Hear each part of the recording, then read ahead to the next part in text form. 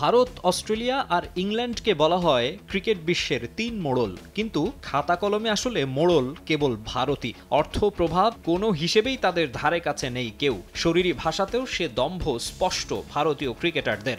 এবারের অস্ট্রেলিয়া সফরে যেন প্রভাব প্রতিপত্তি প্রদর্শনের পাল্লা দিচ্ছে তারা।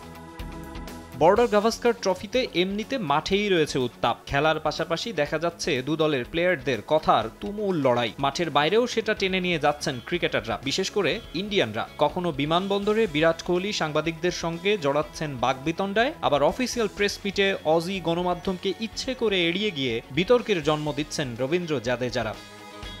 এসবের মাঝে বিতর্ক উস্কে দিলেন অস্ট্রেলিয়ান ক্রিকেটাররা। মেলবোর্নে চতুর্থ টেস্টের আগে এক মিডিয়া সেশনে ভারতীয় ক্রিকেট, বিসিসিআই ও আইসিসি নিয়ে কিছু প্রশ্ন করা হয়। সে সময় স্টিভেন স্মিথ ইন্ডিয়ান বোর্ডকে বিশ্ব ক্রিকেটের নিয়ন্ত্রক সংস্থার চেয়েও শক্তিশালী বলেন। আবার ট্রাভিস হেড বলেন আইসিসি শক্তিশালী, তবে বিসিসিআই ক্রিকেটের শাসক। একই রকম উত্তর দেন অ্যালেক্স ক্যারি, উসমান খাজারাও।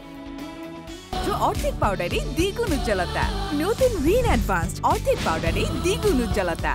সম্প্রচার সত্ত্ব, স্পন্সর কিংবা মার্কেট, ক্রিকেট থেকে আইসিসির আয়ের একটা বড় অংশ আসে ভারত থেকে, তাই তাদের প্রভাব বেশি থাকাটাই স্বাভাবিক। কিন্তু প্রতিটি ক্ষেত্রে বিসিসিআই এর মাত্রাতিরিক্ত খবরদারিতে রীতিমতো বিরক্ত অন্যান্য বোর্ড। ভারতকে সুবিধা দিতে মাঠ ও মাঠের বাইরে আইসিসির পক্ষপাতমূলক আচরণের অসংখ্য দৃষ্টান্ত রয়েছে। কেবল অর্থের কারণে এমন বৈষম্য পেশাদার খেলায় দৃষ্টিকটু এবং একই সঙ্গে আইসিসির দুর্বল কাঠামোর প্রমাণ।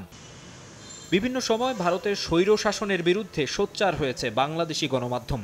সরব হতে দেখা যায় পাকিস্তানিদেরও। আর এবার অস্ট্রেলিয়ান ক্রিকেটারদের এমন মন্তব্য যেন চোখে আঙুল দিয়ে দেখিয়ে দিল ক্রিকেট বিশ্বের সর্বোচ্চ সংস্থা হয়েও আইসিসির অসহায়ত্ব।